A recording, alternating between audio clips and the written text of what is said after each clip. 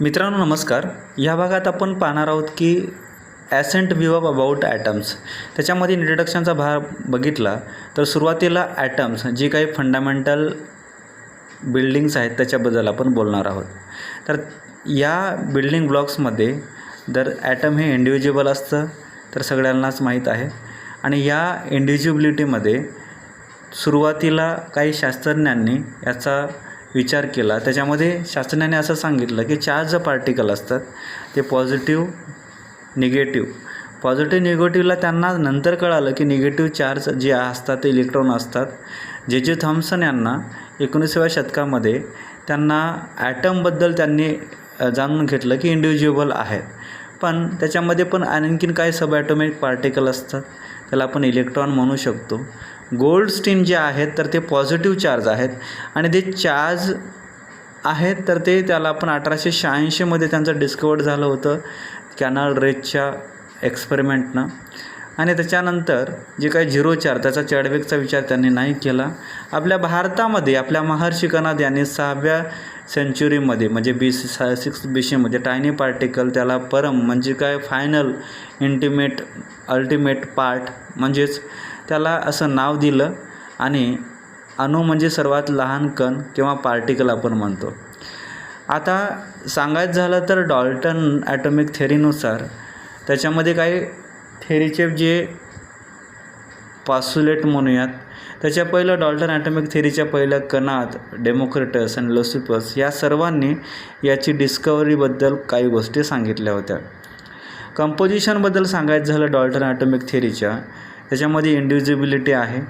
त्याच्यानंतर ॲटम्स हे सिमिलर असतात, सिमिलर एलिमेंटचे सिमिलर असतात.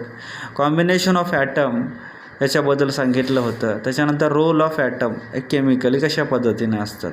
इंडिव्हिज्युअलिटी आणि डिव्हिजिबिलिटी एलिमेंट कॉम्बिनेशन याचा सगळ्याचा विचार केला तर आपल्याला दिसून येतं की मॉडर्न ॲटॉमिक थेअरी याच्यामध्ये काही बदल करावे लागले.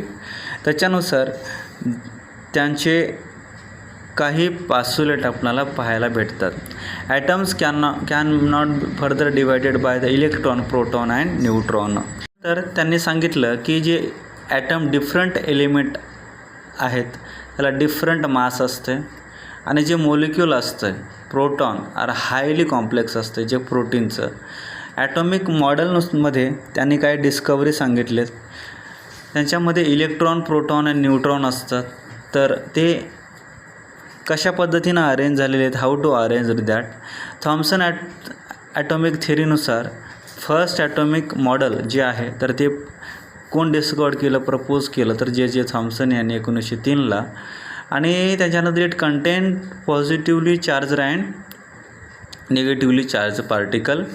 And in this positive and negative charged particle याच्यामध्ये पाहिलं असता तर त्यांनी वॉटरमिलनचं एक्झाम्पल दिलं. त्याला आपण 3-4 पद्धतीनं नावं आपण बोलू शकतो.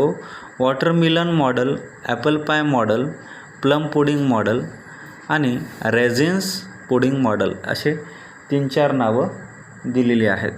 तर त्याच्यामध्ये ड्रॉबॅक पण आहेत. तर ते positively charge particle, how to sealed from the positive charge the पार्टिकलमध्ये कशा प्रकारचे सील्ड आहेत ते ड्रॉबॅक आहे, ते त्यांनी सांगितलं नाही. त्याच्यानंतर could not explain result of the Rutherford रेजचं जे काही रिझल्ट आहे स्कॅटरिंग कशा प्रकारचे झाले अल्फा बीटा याच्याबद्दल त्यांनी नाही सांगितलं काहीच. त्याच्यानंतर त्यांनी शेवटचा म्हणजे स्टॅटिक मॉडेल जे आहे तर ते static model does not reflect movement of electron त्याच्याबद्दल नाही सांगितलं. आणि हा सर्वचा विचार केला असता आपल्याला असं दिसून येतं की हे मॉडेल महत्त्वाचं आहे. आणि या व्हिडिओमध्ये आपण थांबूयात, भेटूयात पुढच्या व्हिडिओमध्ये. तोपर्यंत चॅनलला लाईक करा आणि सबस्क्राईब करा. आणि आपल्या चॅनलमध्ये जे काही व्हिडिओ आहेत त्याच्याबद्दल अभिक्रिया खाली कमेंटमध्ये देऊ शकता. तोपर्यंत धन्यवाद मित्रांनो.